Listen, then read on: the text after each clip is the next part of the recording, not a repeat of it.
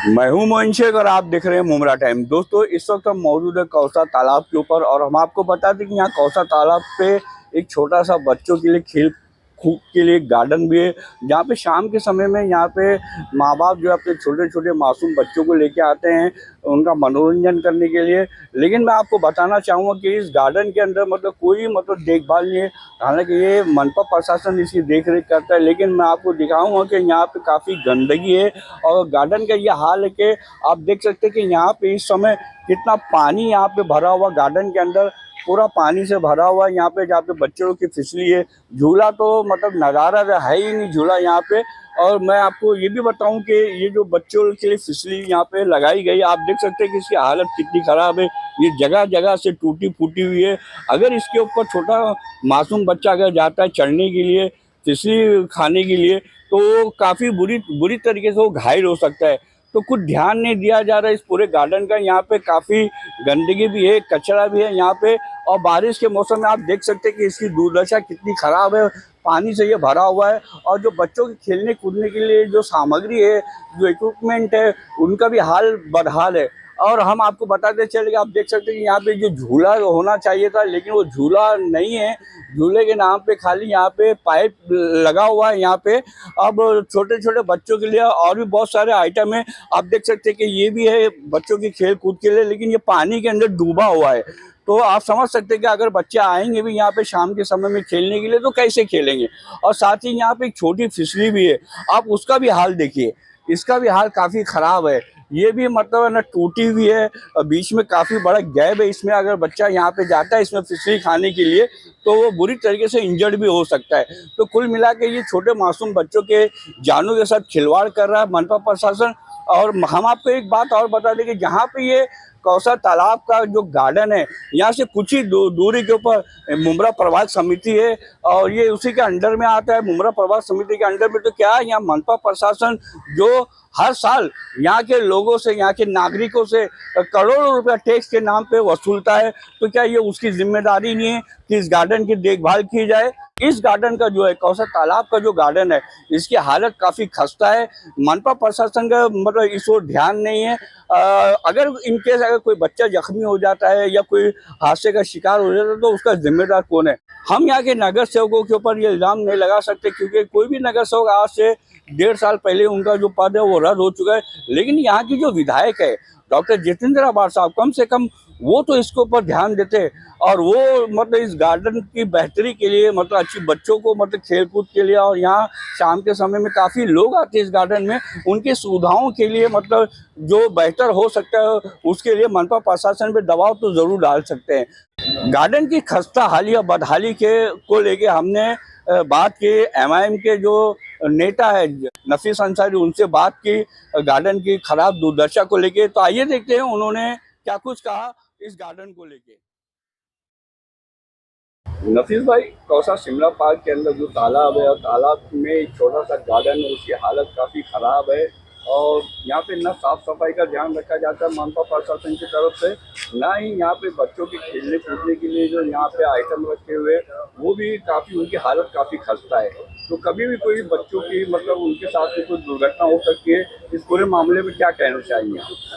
सबसे पहले तो अस्सलाम वालेकुम। मैं आपका बहुत बहुत शुक्रगुजार हूँ कि मुझे शासन प्रशासन और आवाम तक अपनी बात को पहुँचाने का आप मौका दे रहे हो। मैं बताना चाहता हूँ कि मैंने इस गार्डन में जब दौरा किया तो देखा कि सीढ़ियों की हालत ऐसी कि बच्चे इस पर अगर चढ़ना चाहे तो चढ़ ही नहीं सकते। फिसलने के लिए जो बनाया गया वो टूटा फूटा हुआ वहाँ पर।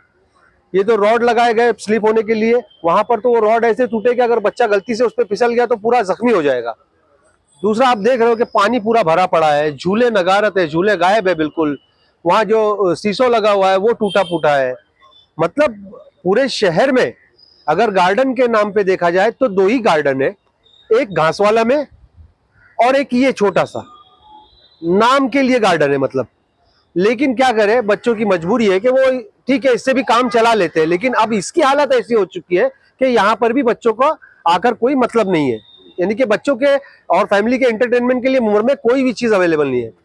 अमीन भाई, सबसे बड़ी बात तो मैं ये बताऊंगा मोइन भाई कि हम लोग जो है हम लोग जो टैक्स भर रहे हैं, मैक्सिमम जो टैक्स हमारे यहां से मुमरा से जाता है वो विथ पेनल्टी जाता है, अनधिकृत बांधकाम, यानी कि कई गुना ज्यादा अमाउंट हम भर रहे हैं दूसरों की बनिस्बत।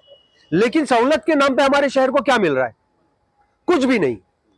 ना तो हमारे यहां पर बस डेपो है, ना टीएमटी बस डेपो है, ना एसटी बस डेपो है, ना प्लेग्राउंड है, ना कोई नाना नानी पार्क है, ना कोई गार्डन ढंग का है।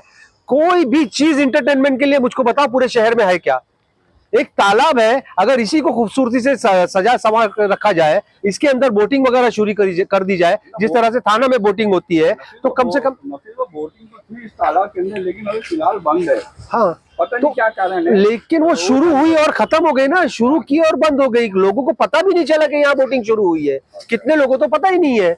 तो शहर में पब्लिक के एंटरटेनमेंट के लिए, अफरा तफरी के लिए, थोड़ा सा माइंड फ्रेश करने के लिए कोई भी जगह नहीं है जहां पर लोग जाके अपना माइंड फ्रेश कर ले, थोड़ा सा एंटरटेनमेंट हो जाए उनका।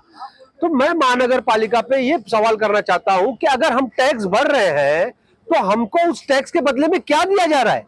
आगे नफीस में टीएमसी क्यों नहीं ध्यान देती इस गार्डन की खस्ताहाली को लेकर, जबकि मुमरा प्रभाग समिति यहाँ से कुछ ही दूरी के फासले पे। नहीं, आप बिल्कुल सही बोल रहे हो। कुछ 2 बिल्डिंग 3 बिल्डिंग का अगर गैप है देखा जाए तो पीछे मुमरा प्रभाग समिति कार्यालय है, लेकिन उन लोगों का ध्यान नहीं है। और दूसरी बात मैं ये कहूंगा कि जो सिटिंग कॉर्पोरेटर्स थे उस वक्त, उस पीरियड में, उनकी भी लापरवाही मानी जा सकती है कि उन्होंने भी ध्यान नहीं दिया। एटलीस्ट उनके वार्ड में अगर आ रहा है तो उस पर उनको देख रेख करना चाहिए, उसको मेंटेन करवाना चाहिए। और अगर खुद का निधि, खुद का फंड नहीं लगा सकते, आज ठीक है मैं मानता हूं कि भाई बॉडी डिसॉल्व होकर 1.5 साल के ऊपर हो गया है, कोई फंड कोई निधि उनको नहीं मिल रहा है, बॉडी डिसॉल्व हो चुकी, क्योंकि नगर सेवक पद ही खत्म हो चुका है। लेकिन बावजूद इसके थाने महानगर पालिका में एक कमिश्नर के अंडर में सारे कामकाज शुरू है, आप उनसे अप्लाई कर सकते हो। नफीस भाई, जैसे कि अभी आपने बताया कि नगर सेवकों की उनका पद नहीं है, 1.5 साल से मतलब उनका पद जो है रद्द हो चुका है, लेकिन यहाँ की जो आमदार है विधायक जितेंद्र अवासा, वो तो कम से कम इसके ऊपर ध्यान दे सकते हैं। नहीं, बिल्कुल बिल्कुल आपने सही कहा, आमदार है। जिम्मेदारी नहीं है कि ये जो गार्डन की खस्ताहाली है इसके ऊपर ध्यान देवे और मनपा प्रशासन पे एक दबाव डाले और इसके रख रखाव को लेकर उनसे बात करें, बेहतर रख रखाव के लिए। कैसा होता है मोइन भाई, आप बिल्कुल सही कह रहे हो। इसमें आमदार निधि भी ली जा सकती है, महापौर निधि ली जा सकती है, खासदार निधि ली जा सकती है। इस तरह की जितनी भी निधि है, एमपी, एमएलए, एमएलसीज, कोई भी निधि यहाँ पर इस्तेमाल की जाती है। बस ये है कि आपके अंदर वो सलाहियत होना जरूरी है।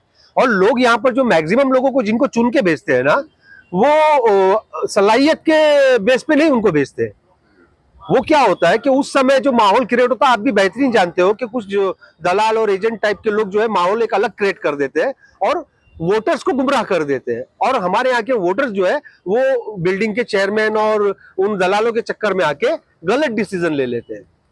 प्रॉपर जो आदमी आपके बीच में रह के कुछ आपकी भलाई का काम करना चाहता है, मैं तो ये कहूंगा भले किसी भी पार्टी का हो, ऐसे आदमी को चुन के लाओ जिसके अंदर खुद कौम का भला करने का जज्बा हो। नफीस भाई, आखिर मनपा प्रशासन इस गार्डन को लेकर कब जागेगा? जब कोई बच्चा बुरी तरीके से मतलब घायल जख्मी हो जाएगा तब जागेगा? नहीं, उस वक्त जो है, और अगर मनपा कोई बच्चा अगर बुरी तरीके से जख्मी हो जाता तो उसका जिम्मेदार कौन होगा?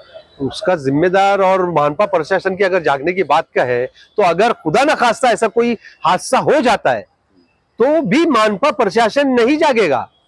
वो इसलिए ना कि बीच में जो दलाल टाइप के, एजेंट टाइप के जो नेता है ना, वो आके खड़े होंगे और ऐलान करेंगे मैं बच्चे को जो है 1.5 लाख रुपया दे रहा हूं बतौर मतलब हर जाने के तौर पे कि भाई बच्चे के साथ ऐसा हादसा हो गया हमारे यहाँ पर, तो हम उसको 1.5 लाख 2 लाख रुपया दे रहे हैं बोल के वो बात को वहां रफा दफा कर देंगे। ये नहीं कि उसको एक इश्यू बनाकर, उसको एक मुद्दा बनाकर शहर का फायदा कराया जा सके थाने महानगर पालिका से। तो होना क्या चाहिए इस गार्डन की, मतलब जो अच्छी देख रेख हो सके, रख रखाव हो सके? रख रखाव और देख रेख की बात ऐसी है कि वहां भी फिलहाल जो है सारा देख रेख का काम कमिश्नर के अंडर में चल रहा है, कमिश्नर के तरफ से निधि रिलीज की जा रही है। इसका जो भी काम है ये फिल वक्त म्युनिसिपल कमिश्नर जो है हमारे थाने के, उनके पास जो है उनसे निधि लेकर इसको, इसकी सारी शिकायत की करके और इसके लिए उनसे निधि मांगी जानी चाहिए और इसका जो है पूरा जो है मरम्मत का काम होना चाहिए। तो आप क्या अपील करना चाहेंगे मनपा प्रशासन से? मैं मानपा प्रशासन से यही रिक्वेस्ट करूंगा कि देखिए, हम भी यहाँ पर मुमरा शहर के जो लोग हैं, हम भी टैक्स पेयर हैं, हम भी टैक्स भरते हैं और पेनल्टी, मैंने जैसा बताया कि विथ पेनल्टी भरते हैं। अनधिकृत बांधकाम मैक्सिमम जो है, अनधिकृत बांधकाम के नाम पर जो है पेनल्टी जो दी जाती है, कई गुना टैक्स ज्यादा लिया जाता है, वो भी भरी जाती है। बावजूद उसके जो है हमको कोई सहूलत नहीं दी जा रही है सर। हमारे यहाँ पर ना तो बच्चों को खेलने के लिए प्लेग्राउंड है, ना ही कोई ढंग का गार्डन है, ना ही यहाँ पर जो है बस डेपोज है, ना यहाँ पर सिग्नल है, ना यहाँ पर शौचालय है, कोई भी चीज नहीं है। ऐसा लगता है नफीस भाई, ये शहर जो है लावारिस हो चुका है, लावारिस वाला नहीं, देखभाल करने वाला नहीं है। नहीं, शहर के लोगों ने चुना था देखरेख के लिए कुछ लोगों को, लेकिन उन्होंने गलत डिसीजन लिया था। शहर के लोगों ने वोट डाला था और चुना था लोगों ने कि भाई ये हमारे शहर की देखरेख करेंगे, ये हमारे इलाके की देखरेख करेंगे, लेकिन उनका वो डिसीजन गलत साबित हुआ है।